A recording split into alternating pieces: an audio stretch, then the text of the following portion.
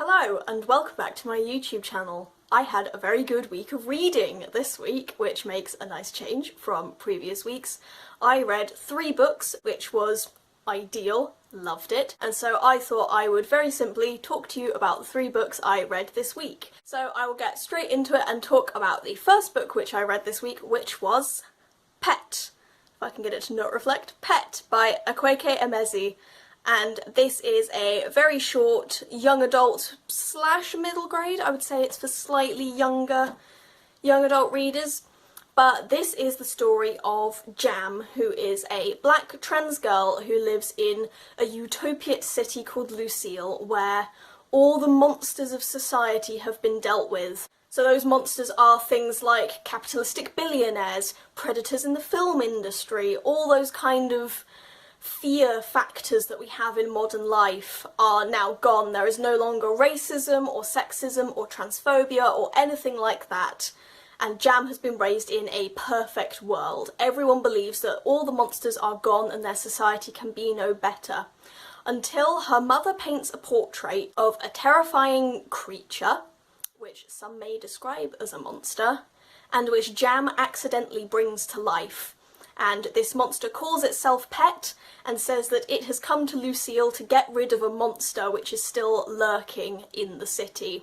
And through a little bit more chatting, Jam learns that the monster is supposedly in the house of her best friend, who is named Redemption. And so together she must help Pet and, after a little bit, Redemption try to find the monster that lives in his house and bring back order to a city that believes that it can no longer have any sort of systematic issues. I thought this book was excellently written. Akwaeke writes with this amazing warmth and just these absolutely beautiful metaphors that I found so engaging to read. I was just stumbling across all these lovely little gems in their writing and thought it was just fantastically written. I also thought that the issues it deals with what the monster turns out to be, I will not give any spoilers, but the way that the monster is dealt with and the way that they go about discussing monsters in society and talking about the fact that monsters only exist if you refuse to see that they are there, and that the most important thing is for a society to recognise that it will never be perfect, and so not to ignore the signs that there can be something going wrong in it, because there were signs there about the monster in Redemption's house. People were just choosing to overlook it. So I thought it was fantastic from both the topics it discusses, the writing, the characters are all so beautiful and warm.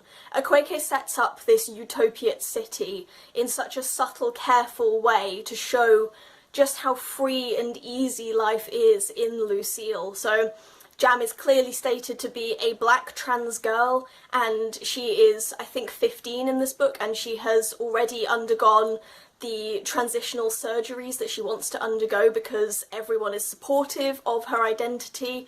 She is also a selective mute, and her family and her friends all speak in sign language around her when she wants to, but she does also speak verbally sometimes.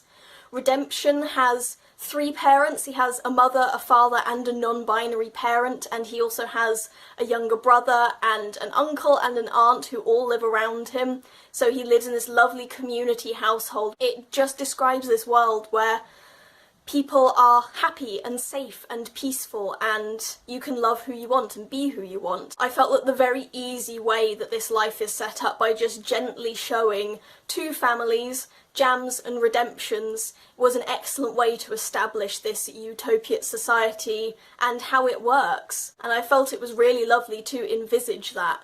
It is exactly the kind of world that I look at and go, damn, I wish the world was like this. I felt even more then that with the defeat of the monster that Pet has come to search out, it really reflected that this is a society that is an improvement upon ours, because when the monster is discovered, it is dealt with, and the society accepts that it made a mistake in not believing that monsters could still exist. And so I felt that was a really, really good moral story. In many ways it reminded me almost of sort of Aesop's fables or something, with its careful setting up of one scenario that is clearly representative of a wide range of scenarios, and then showing how it can and should be dealt with, as a great little moral story, which I thought was fantastic. My one critique of the book is that it is only 200 pages long. This book could have been so much longer. It felt like there was just something missing, that it could have gone on a little bit longer and explored Jan's scenario with Pet a little bit deeper, and it would have been a little more. I just felt like it was slightly lacking, and I think that was purely due to the length of the book and the timescale of the story. Pet arrives in one evening, and I think it's by the following evening the monster has been found. So it is a very, very short timescale, a very, very short book, and I feel like that does not quite give it enough time to really cement in the messages about the society that has been created. It is excellently written, the world building is excellent, it does all of that very well within 200 pages, but I think it definitely could have benefited from being 50 pages, 100 pages longer, just to really settle it all down. But as I say, that's my one critique, and really saying a book could be longer is a compliment more than anything else. So yeah, Pet by Akwaeke Emezi, highly recommend. I will say trigger warnings that you would definitely want to take into account for this book, which I will also flag as being slightly spoilery for the monster and the nature of the monster, so if you completely don't want spoilers, no problem, but if you think you ought to need trigger warnings for this, I will say that it deals with paedophilia, incest, and sexual assault of a minor, so that is definitely something to take into account if you are reading this. There is nothing graphic, but it is discussed very openly by the characters, so take that one into account. But yeah, definitely ought to read that one, it's great. The slightly different thing that I read this week was a volume of poetry. I haven't talked about poetry before on this channel, but I love poetry, I write poetry myself. But yeah, poetry is one of those things that I love. I don't read a huge amount of it in sort of physical form or in longer volumes by a single poet, but when I found out back in March that a online poet that I very much enjoy was releasing a volume of poetry, I thought yes. So over the last sort of 2 weeks I read Sweet Dark by Savannah Brown.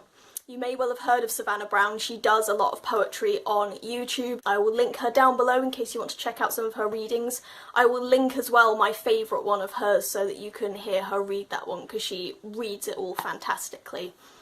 But yeah, this is her second volume of poetry, and can we just take a moment to appreciate the cover? I love it so much, it's so beautiful. But this is her second volume of poetry, and in it she explores the sweetness and the darkness of life, sort of a twist on the word bittersweet.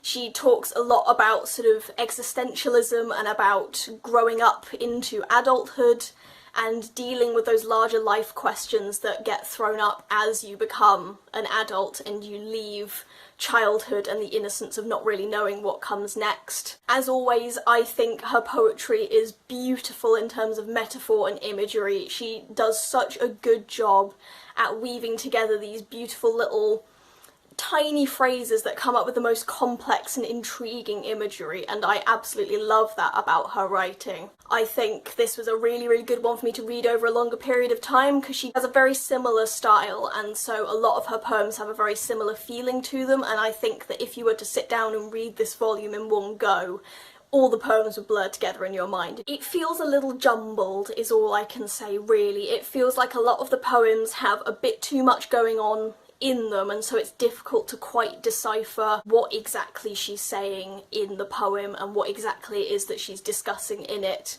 Which, to be fair, she is an online poet who self-publishes. This is only her second volume, she's like 23. But yeah, I thought it was really fun to read, I enjoyed it very much. My favourite poems from it were, I think my favourite overall was View Including Cable Cars. It had such great imagery, I loved what it was saying, and the final line was just excellent, loved it. And then from the third part, Impact and Ego, I think were my other two favourites. So there's my top three. I thought part 2 was probably my favourite one, I think those were where the best poems were. But just my opinion, poetry is one of those very subjective things. I feel like I can't say a huge amount about it and I can't critique it a huge amount because so much of poetry is just how you feel about it.